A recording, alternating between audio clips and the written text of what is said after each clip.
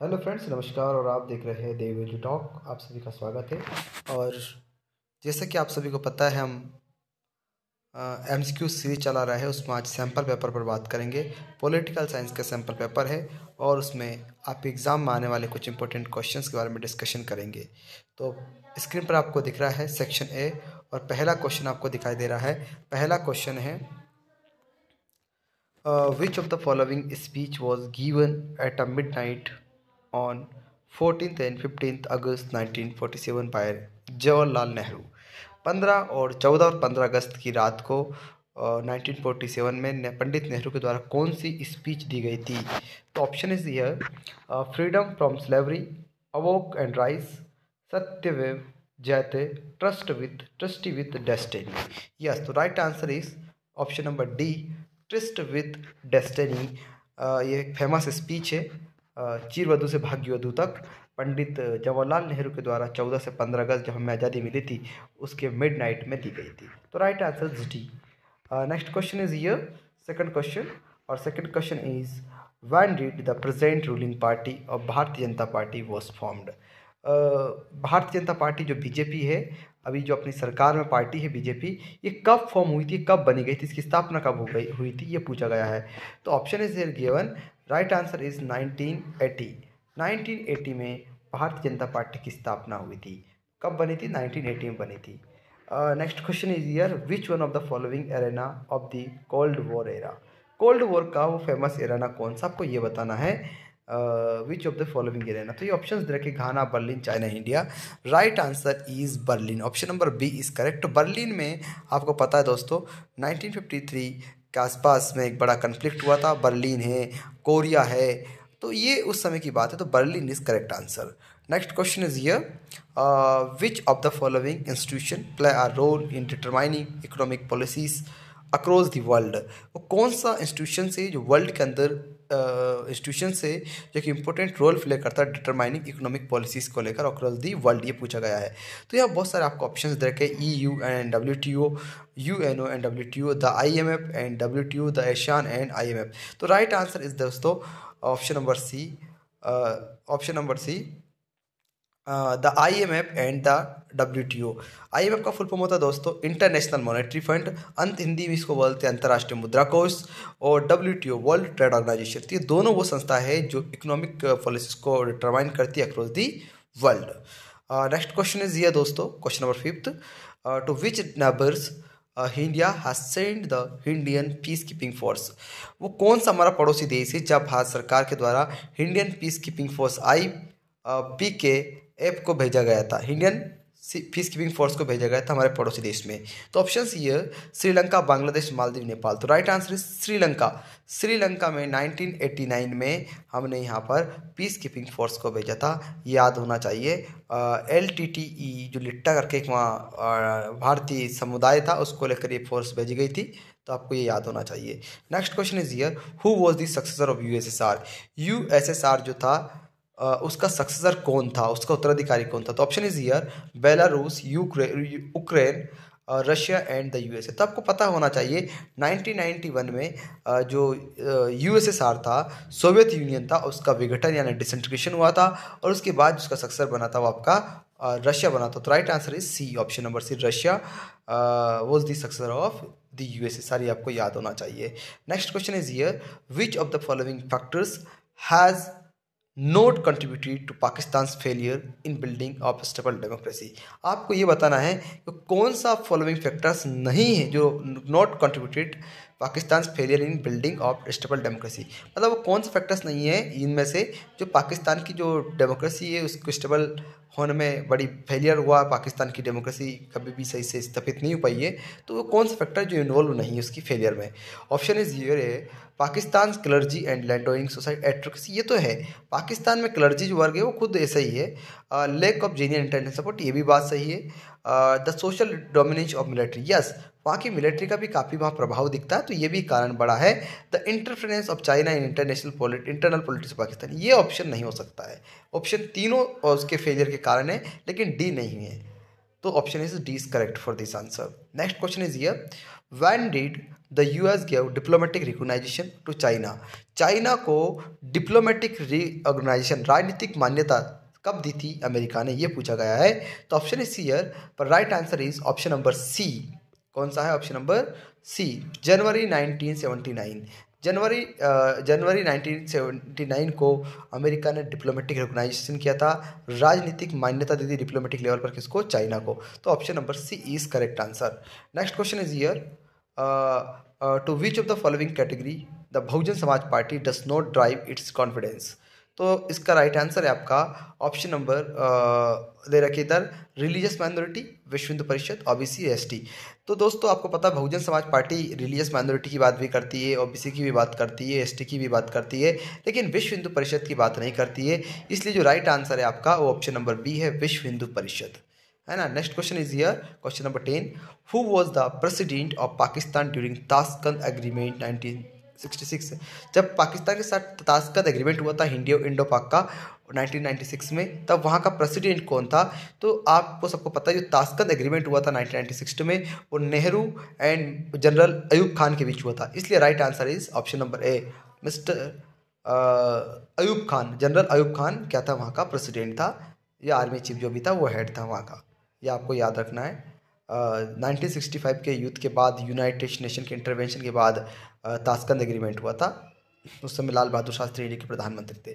Next question is here, which one of the following is not a gas off the cold war? जो option दे रखे आपको कुछ निम्नलिखित इनमें से कौन सा कोल्ड वॉर का गैसेस नहीं है, ये आपको बताना है। तो स्टेब्लिश ऑफ नाम द क्यूबन मिसाइल क्राइसिस, तो ना, और क्यूबन मिसाइल क्राइसिस तो आपको पता है कोल्ड वॉर के टाइम पे हुआ था 1961 में, यूएसएसआर और रशिया के बीच, यूएसए के बीच में काफ़ी दिक्कत आ गई थी। The emergence of the US and USSR two super power revival, yes आपको पता है कोल्ड वॉर के टाइम पे यूएस एंड यूएसएसआर एक दो सुपर पावर और एक दूसरे के दुश्मन के रूप में उभर रहे थे। और the ideological conflict between US and USSR, yes ideological conflict भी था किनके बीच में? यूएसए एंड यूएसएसआर के बीच में। तो तीन ऑप्शन तो उसके क्या है, गैसेस है, लेकिन जो नाम है आपका वो नहीं है। तो इसका आंसर क्या होगा? आपका सही answer A, the establishment of नाम। नाम कब बना था आपको पता है? 1956 में बना था, और इसका कोल्ड वॉर से कोई लेना देना था, इंडिया ने बनाया था। तो इसका राइट आंसर क्या आपका ऑप्शन नंबर ए है ना, ये इसका गैसेस नहीं है। Question number 12 is here, which of the following did not happen during the emergency? Emergency के टाइम पर क्या नहीं हुआ था? वैसे आपके सब्जेक्ट से रिलेटेड क्वेश्चन नहीं है, आपके जो भी एग्जाम आने वाला है, लेकिन फिर भी दे रखा है तो हम पढ़ लेते हैं। तो फ्रेश सेंसरशिप हुई थी, एगिटेशन कैम टू एंड ये भी हुआ था, और 20 पॉइंट प्रोग्राम भी हुआ था। लेकिन option number B 10 point program नहीं हुआ था, क्योंकि कांग्रेस पार्टी से इंदिरा गांधी जी जो थी उनकी मीटिंग में ये डिस्कस किया गया था, तो ये नहीं हुआ था, बस ये आपको याद रखना है। Next question is here, which among the following statement mostly closely explain the meaning of Marshall plan? Marshall plan को कौन सा स्टेटमेंट एक्सप्लेन करता है, आपको ये बताना है इसमें। तो मार्शल प्लान एक्चुअली में सपोर्टिव प्लान था, जो अमेरिका ने जो यूरोप की जो कंट्रीज है उनको सपोर्ट किया था इकोनॉमिकली, उससे रिलेटेड है।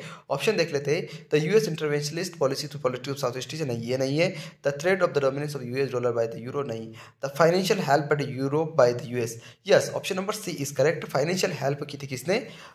अमेरिका ने किसकी? यूरोप की, तो वो हुआ था, उसे मार्शल प्लान कहते हैं, ये आपको याद होना चाहिए। Question number 14 is, which of the following chose the close down institute of the submitting to censorship? क्या हुआ था?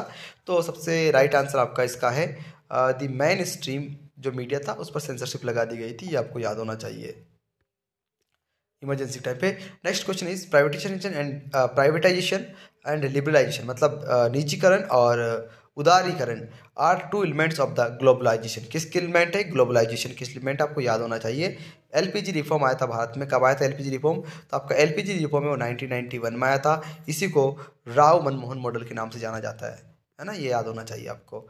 Question number is, which of the statement are true about globalisation? कौन सा स्टेटमेंट ट्रू है ग्लोबलाइजेशन के about? Globalisation is the same thing as a westernisation, globalisation multidimensional phenomena, globalisation is purely in economic phenomena, globalisation began in 1991। देखो सारे सही है, लेकिन जो मेन अच्छा सही आंसर है वो है आपका ऑप्शन नंबर बी, ग्लोबलाइजेशन की एक्चुअली में मल्टी डायमेंशनल फिनोमिना, ये सारी चीज़ें ओपन हो जाती हैं यहाँ। Question number 16, which among the following statement best describe the international monetary fund?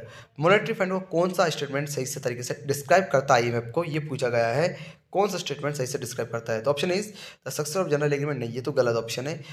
N international organisation which set the rules of global trade, ये भी सही नहीं हो सकता क्योंकि WTO भी काम करता है, तो ये भी नहीं हो सकता है। Institution that look the research and advocacy of the open economy, ये भी नहीं हो सकता है।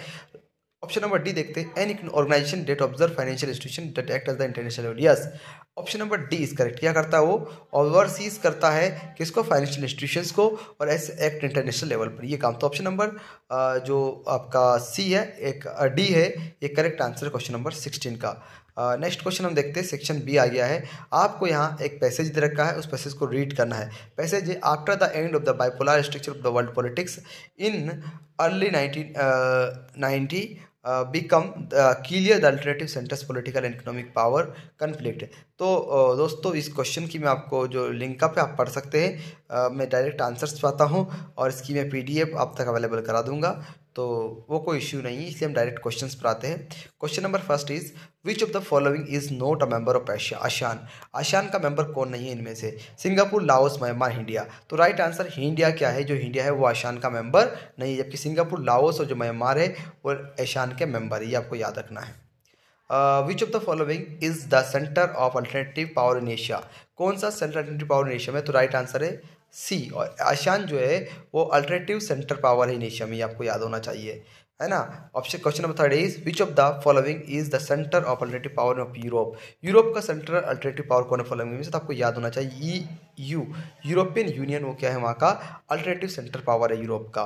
फोर्थ क्वेश्चन देखते हैं, when the world has witness the end of bipolar structure, कब हुआ था, तो राइट आंसर दोस्तों सी है 1990 में। आपको पता है जो USSR था, USSR का डिसइंटीग्रेशन हुआ और उसके बाद बाइपोलर जो सिस्टम तो खत्म हुआ, ये आपको याद है, तो 1990s इसका राइट आंसर है। क्वेश्चन नंबर 18 आपको जो दे रखा है, इसमें भी आपको क्या दे रखा है, कुछ एक पैसेज दे रखा है, उसे पढ़ना है और उसके बाद आपको आंसर्स देने हैं इसके अकॉर्डिंग। तो ये देखते हैं हम, क्वेश्चन नंबर फर्स्ट इसका पैराग्राफ का, which countries element have taken a mixed together in India, कौन सा ऑप्शन इसका करेक्ट है जो इंडिया के साथ चल रहा था, मिक्स्ड था टुगेदर, तो द USA एंड USSR। आपको पता है भारत ने दोनों का सपोर्ट लिया, कब, जब कोल्ड वॉर चल रहा था, तो इंडिया ना तो एदर सपोर्ट USSR और नॉर सपोर्ट USA, इंडिया ने दोनों को सपोर्ट नहीं किया, तो इंडिया ने नाम बना लिया था और इसलिए इंडिया को दोनों कंट्रीज जो थी ना वो दोनों सपोर्ट कर रही थी, इसलिए इसका आंसर क्या है, ए है, US and USSR। Question number second is which of the following were supporters of the purity given to public sector, तो इसमें सभी आएंगे, जगजीवन राम भी थे, स्वर्ण सिंह भी थे, BV केसकार थे और तो सारे लोग शामिल थे, इसलिए ऑल ऑफ दिस अबव इसका आंसर है। Question number third is which of the following is an author for the book of economy of preference, कौन इसका ऑथर है, आपको ये पूछा गया है, तो ये आपके जब आप पढ़ेंगे तो इसमें स्पेशली उन्होंने दे रखा है कि कौन इस बुक का ऑथर था।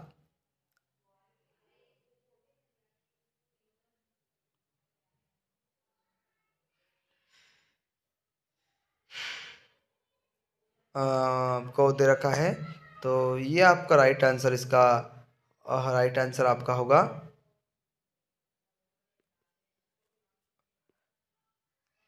जेसी,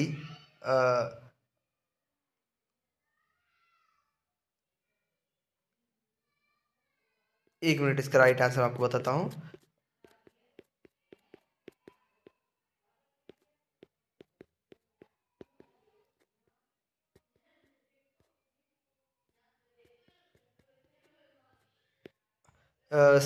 जेसी, तो राइट आंसर दोस्तों इसका आपका ऑप्शन नंबर सी, जेसी कुमारप्पा जो थे वो क्या थे, जो बुक है इकोनॉमी और परफॉर्मेंस, इसकी क्या है, ऑथर है, राइटर है, ये आपको याद होना चाहिए।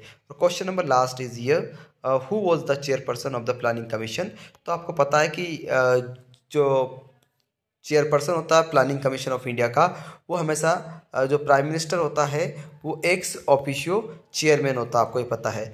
तो अलग अलग टाइम पे, पर इसमें नेहरू दे रखा है, नेहरू वो थे जिस टाइम का ये आपको दे रखा है, उस टाइम पे नेहरू जो थे वो प्रधानमंत्री थे, इसलिए नेहरू क्या थे प्लानिंग कमीशन के चेयरमैन थे, और पहले चेयरमैन भी यही थे क्योंकि इस समय इनके ही समय में प्लानिंग कमीशन बना था। तो फिलहाल दोस्तों हमने इतने क्वेश्चंस आज किए हैं, बाकी हम फिर नेक्स्ट टाइम पे डिस्कस करेंगे, चर्चा करेंगे। फिलहाल अभी के लिए इतना ही। अगर आपको हमारा वीडियो पसंद आए तो लाइक शेयर एंड सब्सक्राइब जरूर करें। जय हिंद, जय भारत। कोई भी आपको डाउट क्वेरीज हो तो आप क्वेश्चन कर सकते हैं। आप हमारे साथ जुड़ने के लिए हमारे टेलीग्राम चैनल की लिंक जो दे रखी है डिस्क्रिप्शन में, उसको भी फॉलो कर सकते हैं।